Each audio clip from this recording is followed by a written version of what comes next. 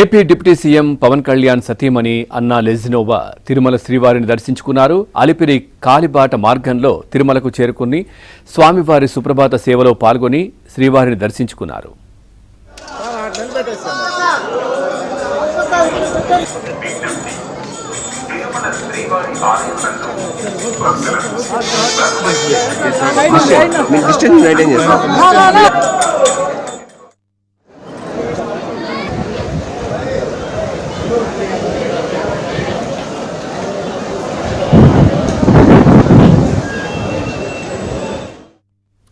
దర్శనానంతరం రంగనాయకుల మండపంలో వేద పండితులు వేద ఆశీర్వచనం పలకగా ఆలయ అధికారులు స్వామివారి వస్త్రంతో సత్కరించి శ్రీవారి తీర్థ ప్రసాదాలను అందజేశారు.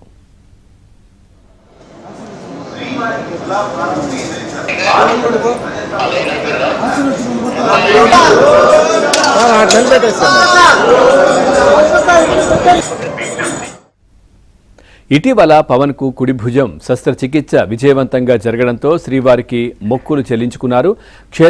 క్షేత్ర సాంప్రదాయం ప్రకారం శ్రీవారి దర్శనానికి ముందు వరాహ స్వామివారిని దర్శించుకున్నారు.